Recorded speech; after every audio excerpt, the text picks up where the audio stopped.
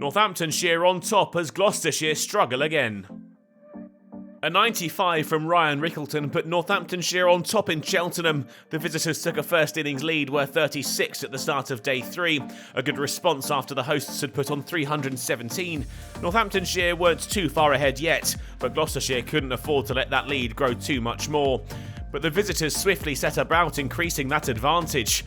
And it was worth more than 50 when Gohar sealed his 5-wicket haul. Kerrigan out for 14, caught by Harris. Northamptonshire down to their last 2 wickets. The hosts couldn't build on the breakthrough though, and they couldn't keep a lid on the scoring either. 400 up soon enough.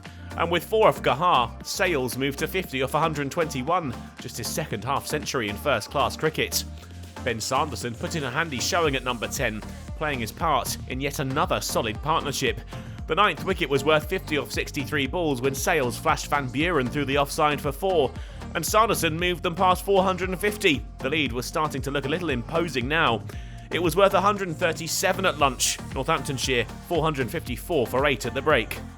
The score was up to 464 when Chappell had Sales caught behind for a well-constructed 71. White had the freedom to hit out. The visitors down to their last wicket, and Gohar was slapped for 2 sixes in an over by the number 11. Chappell finished them off. Sanderson caught by Hammond for 38. Northamptonshire all out for 479, their lead 162. After Rickleton earned them a lead with his 95, Sales had pushed on and turned it into something that could very well earn them the win. Gohar had bowled 42 overs for his 5-wicket haul, conceding 134 in the process. Dent and Harris had an unenviable task on their hands, and despite a patient start, they'd be separated relatively early, the deficit down to 125 when Dent was outcaught by Kerrigan off Taylor. The score was up to 42, just 5 more added to the total, when Ollie Price was caught behind off White for a duck.